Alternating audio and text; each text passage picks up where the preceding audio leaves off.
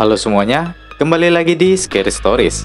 Di video kali ini, kita akan membahas sebuah film Korea dari Netflix yang cukup keren pastinya. Karena film ini mengangkat cerita sejarah tentang monster yang ingin merubah dunia menjadi neraka dalam 8 hari. Berhasilkah monster itu? Dan semenarik apa ceritanya? Yuk langsung saja kita bahas, ini dia alur cerita di Ignite selengkapnya.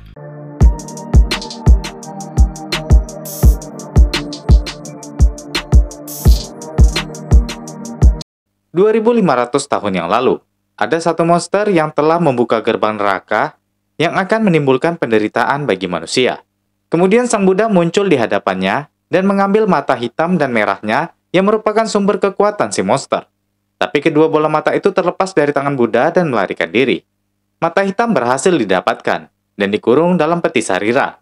Sedangkan mata merah lari dan masuk ke tubuh manusia selama 7 malam.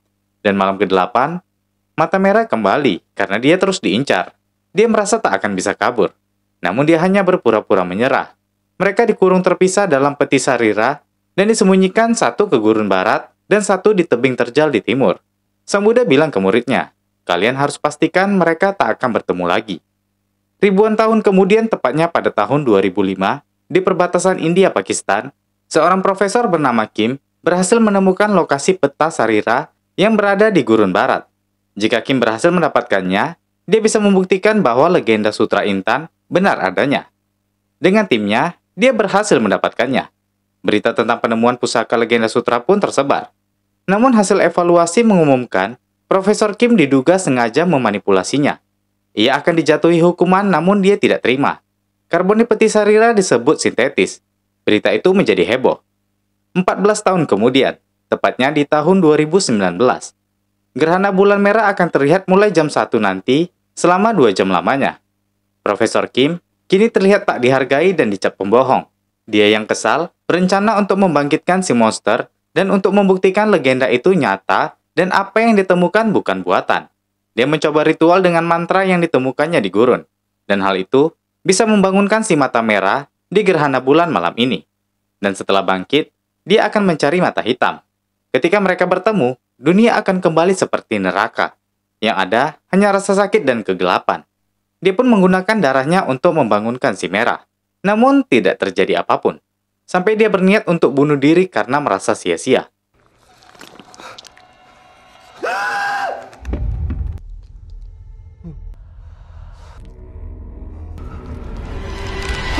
Kim terbunuh.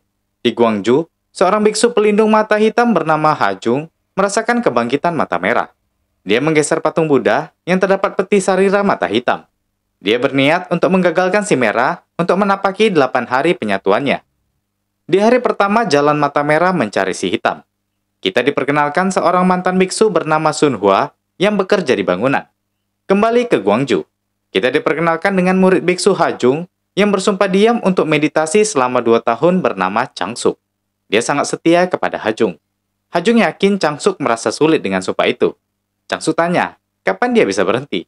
Ha Jung bilang, sampai dia bilang berhenti. Dia mengajak Changsuk ke dalam dan mengingatkan kisah monster yang pernah Ha Jung ceritakan. Changsuk tanya, kenapa Buddha tak menyingkirkan saja monster itu? Ha Jung bilang, tak bisa disingkirkan. Karena monster itu berada di antara ada dan tiada. Buddha mengurung matanya secara terpisah. Lalu Buddha mengirim 2 muridnya, yaitu seorang cenayang wanita dan seorang biksu untuk menjaga kedua tempat itu. Namun setelah ribuan tahun, si mata merah baru saja dibebaskan saat gerhana bulan tadi malam.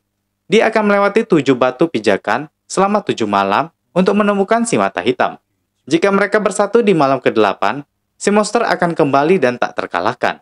Namun ada cara agar hal itu tidak terjadi. Mereka harus menyingkirkan setidaknya 1 batu pijakannya, agar kedua mata itu tak ketemu. Setelah menjelaskan itu, Kim menyuruh Changsuk untuk membersihkan patung Buddha.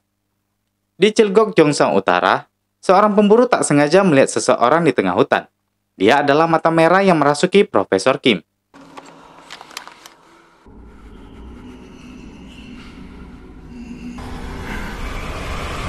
Hari kedua, di sebuah penginapan sepasang kekasih sedang bercerita, di mana si wanita bernama Su Gyung Suk bertemu sekelompok sekte yang mengaku kelompok meditasi dipimpin seorang profesor. Si wanita ini ikut bergabung karena merasa hidupnya berantakan. Dia tidak rugi ikut, karena si Profesor Kim memberi uang agar dia hadir terus. Di luar, pemburu yang dirasuki mata merah tadi datang menuju ke penginapan mereka.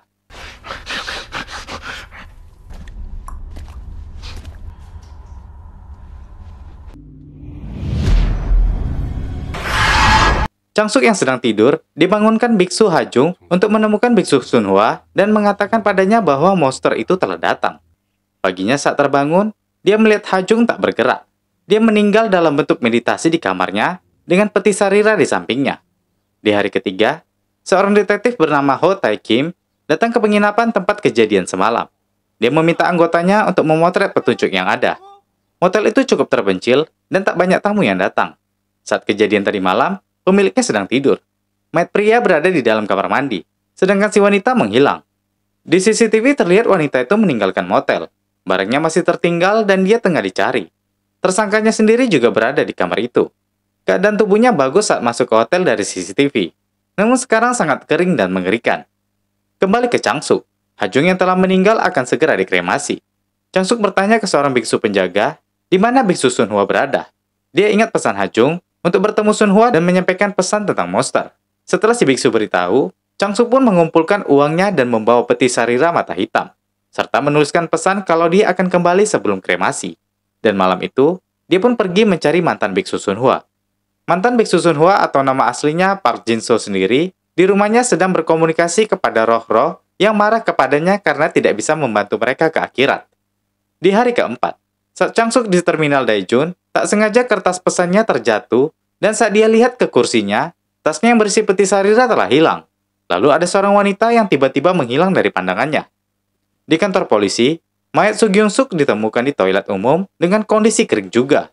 Detektif Ho masih mencari tahu penyebab tewasnya kedua tamu dengan pemburu itu. Changsuk sendiri berhasil menemui Biksu Sunhwa. Dia langsung mengabari meninggalnya Biksu Hajung. Dan tak lupa, dia juga menyampaikan kalau monster itu telah datang. Namun barangnya telah hilang. Di tempat lain, seorang pria pengantar makanan melihat wanita yang kerasukan mata merah berjalan sendiri di dekat terowongan.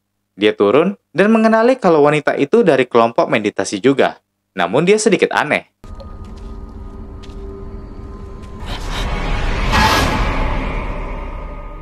Kemudian di sebuah rumah, seorang cenayang bernama Airan yang dilihat Changsuk sebelumnya di stasiun tengah didatangi pria yang kerasukan mata merah yang di terowongan tadi.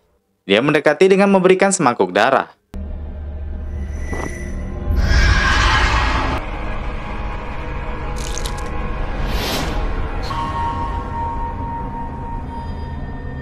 Kembali ke Changsuk, dia ketiduran karena kelelahan.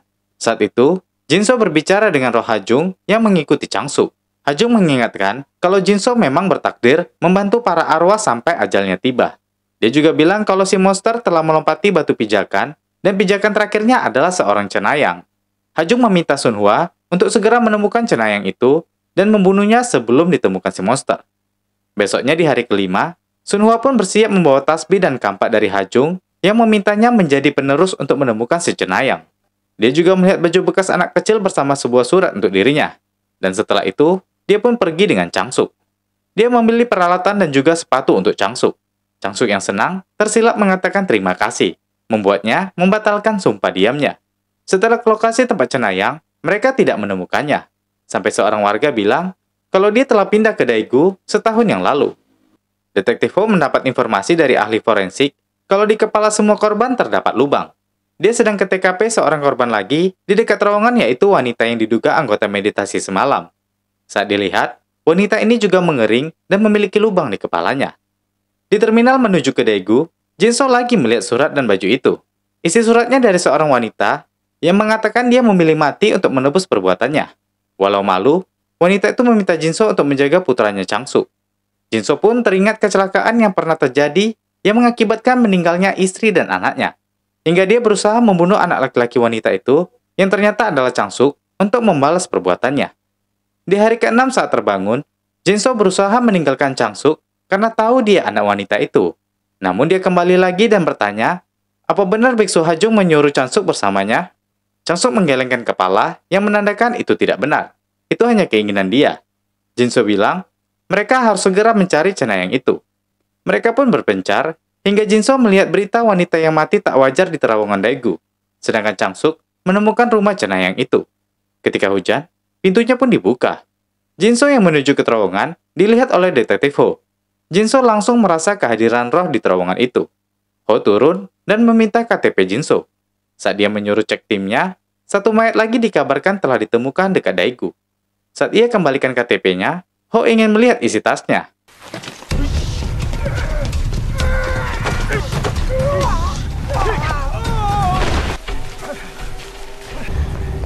Changsuk sendiri dihidangkan teh oleh Airan.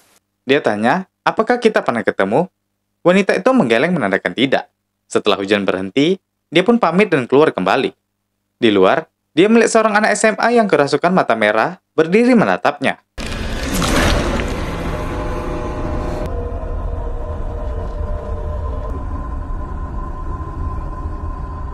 Di kantor, rekan Ho bernama Dongjin bilang, mayat yang ditemukan dekat sekolah SMA adalah pengantar makanan. Kondisinya mirip dengan mayat lainnya. Dia juga telah mengecek Park Jin-soo yang merupakan pekerja di Daejeon. Namun dia tak masuk kerja lagi setelah hari pertama ditemukan mayat. Manajer Jin-soo bilang, istri dan putrinya meninggal di tahun 1999 saat kecelakaan mobil. Pengemudinya wanita dalam pengaruh alkohol. Namun hukumannya telah dikurangi. Jadi dia marah di persidangan. Setelah itu dia menjadi biksu di Gwangju dan terkenal sebagai penangkap setan. Namun dia sempat dilaporkan karena tugasnya itu. Dia juga bukan biksu resmi. Di luar, Jin-soo menemukan Changsuk dan membawanya. Di mobil, Dongjin memberikan jimat dari Cenayang yang menggunakan darahnya. Ho tidak begitu percaya dengan jimat-jimatan. Dia malah memarahi rekannya itu. Dongjin menyuruhnya tetap menyimpan. Itu merupakan ucapan terima kasihnya karena dulunya Jin-soo telah menyelamatkan Dongjin dari kecelakaan. Di penginapan, Changsuk bilang dia ketemu Cenayang dan memperlihatkan posisi rumahnya di peta. Ho dan Dongjin ke kantor polisi, melacak orang hilang yang kabar dari ibunya, anak itu pernah ingin bunuh diri, namun digagalkan. Lalu dia bergabung dalam kelompok meditasi. Mereka pun diperlihatkan fotonya yang merupakan gadis SMA yang sudah kerasukan mata merah. Di penginapan, Changsuk yakin telah melihat Cenayang itu. Jin-soo bilang, mereka akan berpisah di sini. Detektif belum melihat mereka bersama. Kalau ada yang bertanya, dia meminta agar Changsuk bilang mereka saling tidak kenal. Changsuk tetap ingin membantu, namun Jin-soo bilang dia akan membunuh seseorang. Jadi dia tidak ingin Changsuk terlibat. Changsuk tanya, apa gadis itu yang ingin dibunuh? Jin-soo bilang, gadis itu tidak bisa dibunuh. Yang ingin dibunuhnya adalah si Cenayang. Agar monster itu tidak bangkit, Cenayang itu bagaimanapun akan tetap mati di tangan monster nantinya. Jadi dia terpaksa menyingkirkan yang dibutuhkan si monster. Jin-soo pun pergi setelah itu, dan Changsuk langsung menuju ke tempat Airan. Setelah mengantar Ho, Dongjin pun kembali. Dia melihat Jin-soo yang berlari dan mengikutinya. Dia menuju ke rumah si Cenayang, sedangkan Changsuk langsung ke rumah Airan untuk menyelamatkannya. Saat itu, Ho ditelepon Dongjin mengenai penemuan mayat di hari pertama di Chilgok. Namanya adalah Kim Jun-chul, yang merupakan profesor yang diasingkan karena pemalsuan artefak 13 tahun yang lalu. Pada 2016, dia membangun kelompok meditasi hingga setahun yang lalu. Dan para mayat dalam 6 hari ini semua anggota kelompok meditasinya. Hanya tinggal 2 orang yang belum mati, yaitu gadis yang hilang dan Cenayang yang memberikan Dongjin jimat. Ho langsung meminta alamat Cenayang itu. Jin-soo telah masuk ke rumah Cenayang. Dia melihat sebuah pesan dan membuka pintu kamar untuk segera membunuh si Cenayang.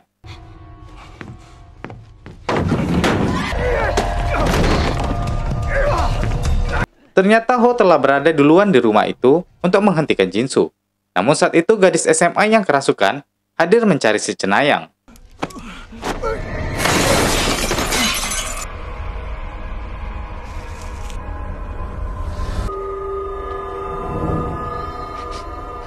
Gadis itu menyadari Cenayang telah kabur. Dia segera mencarinya. Jin-soo dengan cepat menulis lambang suci Om di kampak dan mengikutinya. Saat itu, Dongjin datang ke tempat itu, dan gadis itu berpura-pura minta tolong karena dikejar. Saat Dongjin menodongkan pistolnya, gadis itu pun bertindak.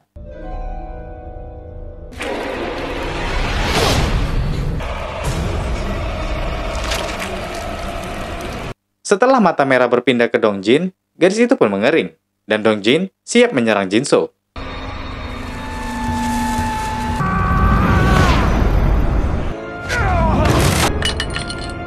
Dia bilang tempat mati Jin-soo bukan di sini. Dia menyuruhnya ke Gunung Buk di Gwangju. Saat polisi datang, Jin-soo langsung berlari dan dikejar satu polisi. Polisi yang lain malah dibunuh Dongjin. Changsuk sendiri membawa Airan ke terminal menuju ke Gwangju. Masuk hari ke-7, mereka pun melakukan perjalanan. Changsu tak sengaja melihat penampakan biksu Hajungnya. Jinso sendiri juga menuju ke Guangzhou mengikuti kata si mata merah. Namun sayang, bus telah berangkat dan dia harus menunggu 3 jam lagi. Ternyata maksud si monster adalah apa yang dicari Jinso adalah si cenayang yang sekarang menuju ke Guangzhou. Tapi dia bingung, kenapa monster itu bilang ke dirinya. Saat itu, para biksu Hajung datang dan bilang ke dirinya, orang akan kabur ketika menghadapi rasa takut. Monster itu bersiap untuk melompat ke batu terakhir. Dia bilang, takdir Jinso adalah sebagai pelindung dan pengganti dirinya. Dan jika terjadi sesuatu nanti, orang lain akan menggantikan Jinso. Dia pun teringat masa lalu ketika Changsu kecil bertanya kenapa ibunya meninggal. Dan saat itu juga, para biksu Hajung menghilang.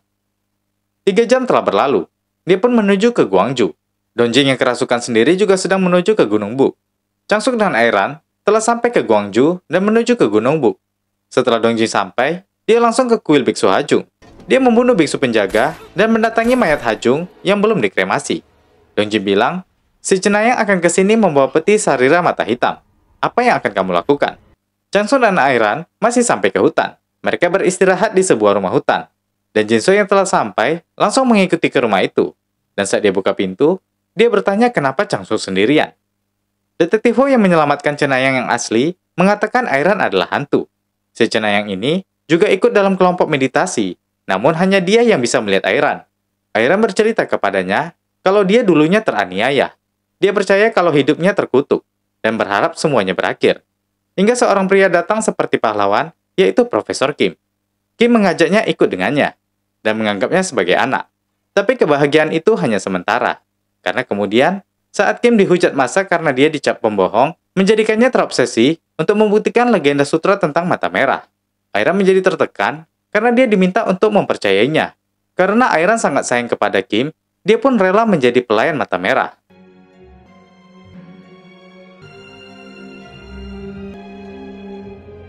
Kembali ke Changsuk, dia bingung. Jadi selama ini Airan yang dilihatnya adalah hantu yang menjaga tas peti sarira mata hitamnya.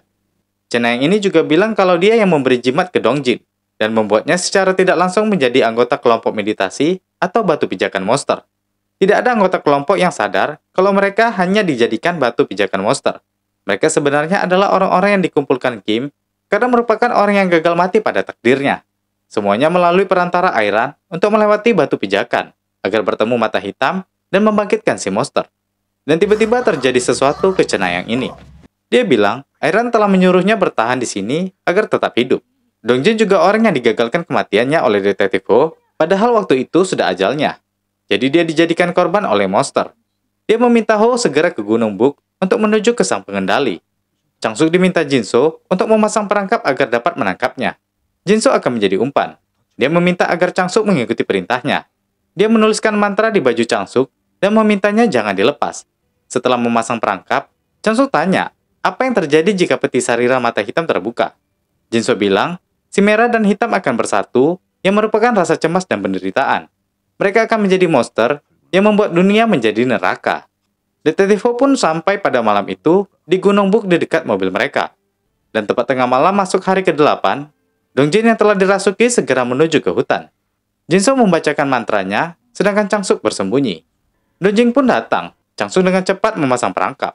Dan Jinso langsung memantrainya. Akhir tujuan si monster adalah Jinso. Jadi sebelumnya, dia meminta ke Changsuk saat monster merasuki Jinso, segera bunuh dirinya. Saat itu, si monster berbisik ke Jinso kalau Jinso terlalu bodoh. Tujuan terakhirnya adalah seseorang yang dapat membuka peti sarira. Namun karena Jinso sempat kabur dan berhenti jadi penerus, maka Jinso tak akan bisa membuka peti sariranya. Dan yang bisa membuka adalah Changsuk. Seperti terhipnotis, dia menyuruh Jinso bunuh diri. Dia meminta pelayannya yaitu Airan menemukan Changsuk.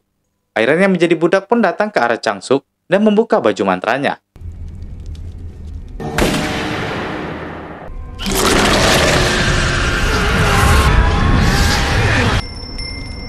Tiba-tiba lonceng berbunyi di kuil yang terdapat mayat biksu Hajung. Jinso menyuruh Changsuk segera berlari. Dongjin terus mengejarnya, dan Jinso juga mengikutinya, namun dia diserang.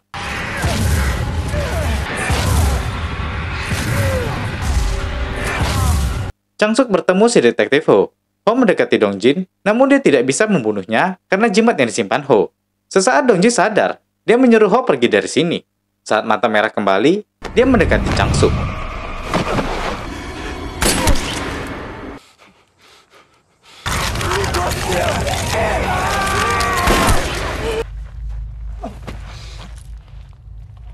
Hou mencabut kampaknya dan mengubah Dongjin menjadi mayat kering. Namun mata merah telah merasuki Changsu.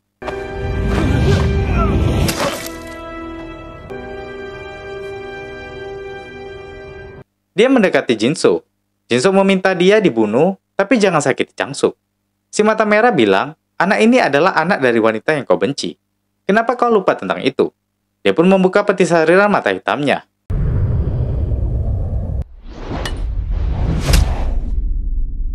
Jinso masuk ke alam lain, di mana dia mengajak Changsu kecil. Changsu kecil bilang ibunya telah membunuh seluruh keluarga Jinso. Jadi dia menyuruh Jinso membalasnya. Ini masih belum terlambat. Dia menyuruh untuk mengakhiri segalanya. Cekik dengan segenap tenaga, dan penderitaanmu akan segera berakhir. Jinso tidak bisa. Changsu dewasa bilang, Jinso telah menyia-nyiakan kesempatan. Dan saat akan dibunuh, ternyata Jinso tidak menyia-nyiakan kesempatan. Dia menulis mantra di wajah Changsu dan membuatnya sadar. Jinso meminta maaf atas segala yang terjadi, dan monster berpindah ke tubuhnya.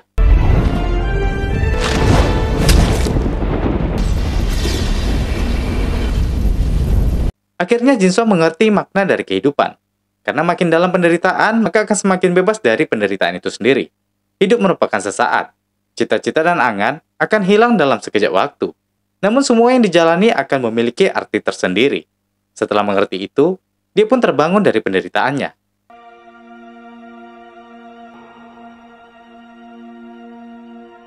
Changsu sendiri mengembalikan peti sarira mata merah ke gurun barat. Dan dia bertemu Airan yang terikat sebagai pelayan. Changsu pun membebaskannya.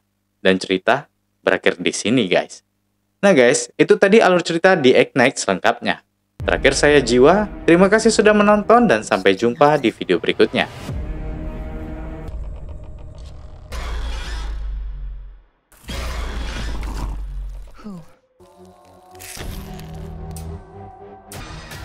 You think you can save them?